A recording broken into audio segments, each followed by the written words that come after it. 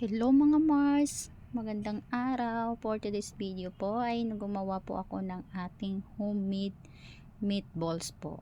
Marinated po yung meat natin sa oyster sauce, light soy sauce, cooking wine, cornstarch, sugar, at dalawang egg po at pinagsama-sama ko po yan sa breadcrumb po. Mekos-mekos lang po hanggang yan. Nabuo po natin yan. Binilog-bilog ko lang po yan at prinito ko na po yan dyan. Medyo napa-overcook lang po yung kabilang side natin. So yan Mars, nag-mix lang po ako ng aking gagawing sauce dyan. Light soy sauce po, ketchup at saka oyster sauce po. At nagdagdag rin po ako dyan ng chicken broth. Yun po ay tansyahan lang mga Mars kasi depende lang po yun kung gaano karami ang iluluto mo.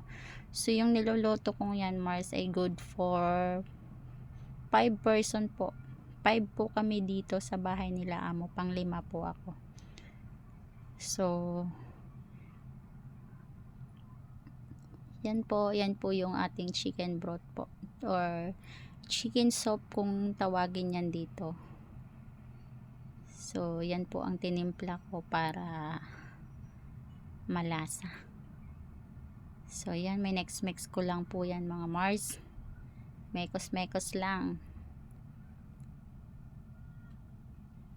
So yan Mars, oh, chicken soup, oyster sauce, ketchup, tsaka light soy sauce po.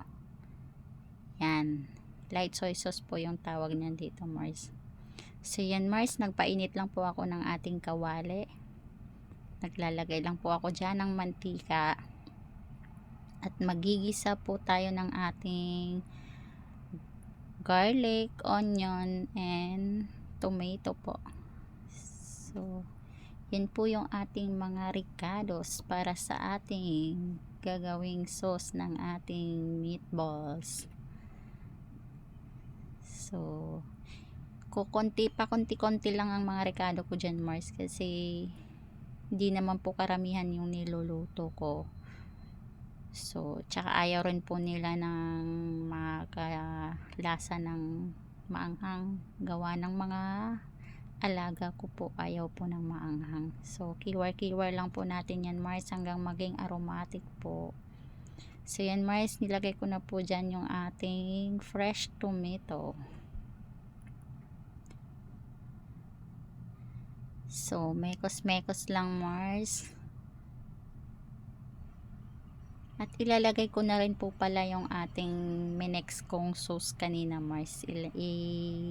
Ilalagay ko na po yan dyan. At nagdagdag lang po ako dyan ng kaunting tubig. So yan na Mars, bubuhos ko lang po yan at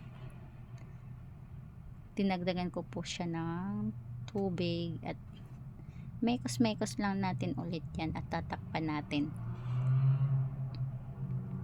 So pasensya na po pala kayo sa video ko Mars, magalaw, sariling sikap kasi Mars, wala akong stand. So bawat kilos ko nagalaw din siya Mars.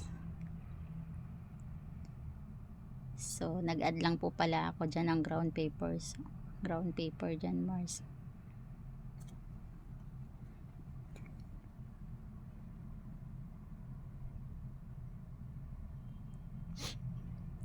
So tatakpan lang natin yan Mars at ayun, check natin yan, pwede na tayong ilagay yung ating meatballs. So nag-add po pala ako dyan ng sugar Mars, pang balanse ng lasa. So mekos lang natin ulit at pwede na nating ilagay yung ating meatballs. So 1 minute Mars, 1 or 2 minutes pwede na nating okay na yan kung maka 2 minutes or 1 minutes kasi luto naman na po yung ating meatballs yan Mars. So pa-absorbin lang natin yung lasa ng ating sauce dun sa meat po.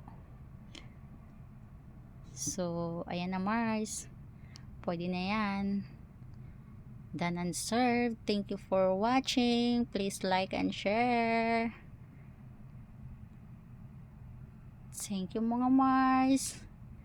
Ayan Mars, naka-platings na po yan Mars. So Thank you. Bye-bye. See you on my next video.